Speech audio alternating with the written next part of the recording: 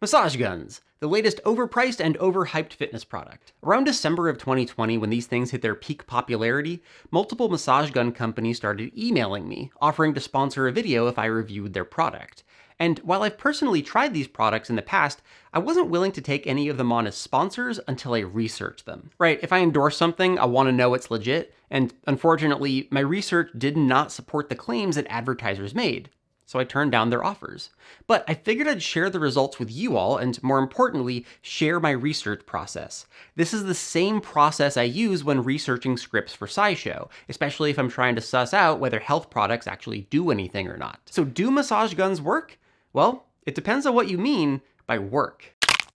So right away when we're evaluating whether a product's claim is true, we need to clarify what the claim is. If I go on Amazon and look at the product descriptions for massage guns, I see a few claims, the most common of which is that these things reduce recovery time, increase range of motion, promote blood flow, and relieve chronic pain. So the first thing I did was search on PubMed and Google Scholar and started looking for any systematic reviews about massage guns, or percussive therapy as it was called in the literature. If you've never heard of reviews before, they're an attempt to systematically analyze, critique, and synthesize all scientific information about a specific topic into one up-to-date source.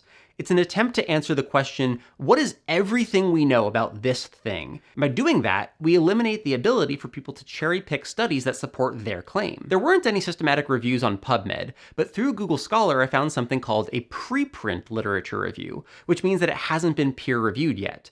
Now, that's still helpful because now I've got a bunch of potentially interesting sources, but because it wasn't peer-reviewed and because it was written by an undergrad student, I'm gonna read the narrative more critically. Next, I widened my scope to include all research formats in PubMed and found that as of July 2021, there were only 2 peer-reviewed studies that looked at people who use these tools, both of which were published in 2020. The first article was a case study published in the Physical Therapy and Rehabilitation Journal in 2020.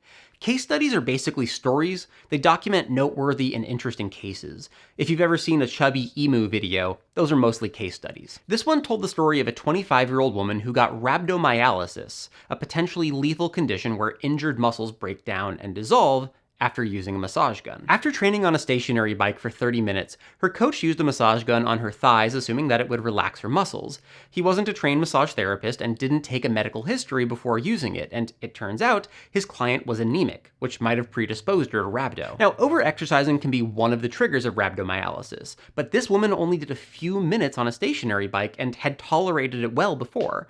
So the author suggested that the mechanical trauma from the percussion gun caused her muscles to break down, although we'll never know exactly how the trainer used the device. Fortunately, after a few weeks in the hospital, she recovered, but reasonably, the article concluded with, hey, these things are potentially dangerous if used wrong, but it's a case study, so that doesn't mean that everyone's muscles will start falling apart after using one of these things, just that it has happened. Our second article was a randomized controlled trial, a format where researchers split participants into 2 groups, one of which gets the treatment, one of which doesn't. This last group is called a control group. The RCT is considered the gold standard of experiment because any differences between the groups are likely due to the treatment. This article was published in the Journal of Sports Science and Medicine and looked at whether massage guns could improve range of motion, which is perfect. This is one of the claims made by most advertisers. The researchers recruited 16 young men to come in on 2 separate days and measured their dorsiflexion range of motion. Then they gave them either 5 minutes of massage gun treatment to their calf or no treatment at all.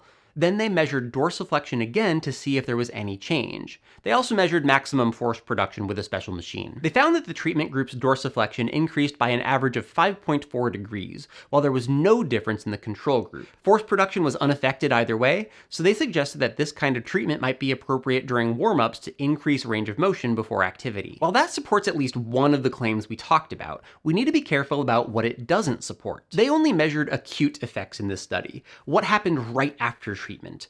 We need to repeat this on the order of weeks to say whether consistent massage gun treatments increase range of motion over the long term.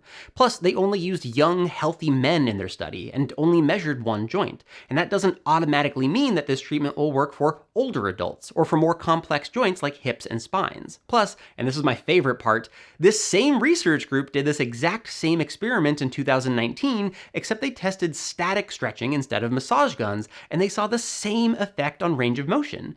The free intervention was just as effective at increasing acute range of motion as the $300 option. Now, those are the two peer-reviewed studies I found on PubMed, and if I were conducting a proper systematic review or writing a SciShow script, I'd check out some other databases. But for now, I'm just getting a lay of the land. And clearly, these two studies don't lend a ton of support to our big advertising claims from the beginning, which is actually normal. It's common for advertisers to steal claims from related therapies and repurpose it for their own.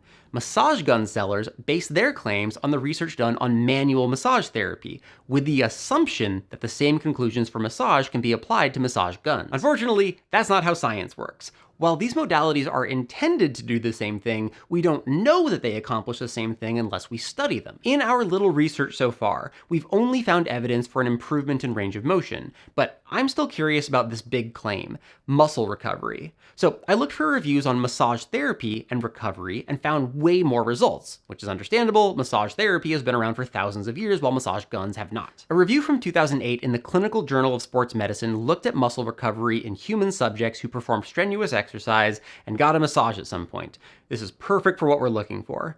Muscle recovery was usually measured by having the participant rate how sore or painful their muscles felt, and might have included data about range of motion or peak torque production. All in all, they included 27 articles, 10 of which were those high-quality randomized controlled trials, while 17 other studies were case series, basically where an author says, I massaged a bunch of people and here's what I saw. Case series almost never use control groups, but each study was different. They used different massage techniques and massaged different muscles for different lengths of time. Plus, very few studies measured an objective measure of soreness. Most just asked for a subjective rating of pain. The other elephant in the room is that participants know if they're getting massaged or not, and that might bias them. Likewise, the researchers know who got massaged, and in a traditional RCT, neither the participants nor the researchers would know which treatment the participants were getting until the very end. This is called blinding. So while the writers of the review wanted to find out whether massage helped with muscle recovery, the studies were just too different to learn anything conclusive. But they did pull out some useful information, like that the most recovery happened if the treatment was within a 2-hour window after exercise. The duration of the massage, ranging from 5 minutes to 30 minutes, did not impact recovery. A more recent review has come out since then. It was published in the British medical journal Open Sport and Exercise Medicine in 2020, and not only did it include all the more recent studies, but it also ran what's called a meta-analysis. Basically, it compiles all the studies on a topic and pools their data together to find stronger patterns using the new, bigger pool of participants. And just like a review, they have to be pretty specific about the questions they're asking. This meta-analysis looked at studies that measured the effect of massage on sport performance, including strength, flexibility, and recovery. All in all, they looked at 12 randomized controlled trials and 17 crossover studies, which encompassed over 1,000 participants. When combining all that data together, they found that massage had no effect on most metrics of performance, like sprint time, endurance, or strength, but significantly improved flexibility scores by about 7%. And while massage didn't have any effect on muscle fatigue, it did significantly reduce delayed onset muscle soreness, or DOMS, by 13%. This is probably the thing that advertisers will point to justify the promotes recovery claim. But again, that's a subjective measure, and one of the studies was a heavy outlier, which inflated the average. And bringing it back to the original premise of the video, this meta-analysis only speaks to massage therapy. We can't assume that this translates to massage guns. All right, so the final thing I look for when checking out these products or therapies is a proposed mechanism for how it works physiologically. Luckily, I found an article published in 2005 that reviewed the proposed mechanisms behind massage. In their review, they collected a bunch of journal articles and found that proposed mechanisms fell into 4 categories: biomechanical, physiological, neurological, and psychophysiological symptoms, and right away, there was limited evidence to support most of them. For instance, people have proposed that massage decreases active muscle stiffness, but no studies have ever checked. Others propose that it decreased passive stiffness, but only one study checked and it didn't show any significant effect past the control group. Meanwhile, some studies found a positive effect of massage on range of motion, but often they didn't have appropriate control groups or they couldn't blind their subjects, like I mentioned earlier. Plus, when compared to static stretching, massage was only able to increase dorsiflexion, while static stretching increased range of motion across all lower extremity measurements. So massage was fine, but so is stretching. In the physiological category, there is good evidence that massage increases skin and muscle temperature a little bit, but the big suspected mechanism, increased blood flow, didn't have a ton of good evidence. Most studies used small sample sizes and didn't analyze any statistics. Plus, some of the more advanced tools that physiologists use to measure blood flow tend to overestimate blood flow.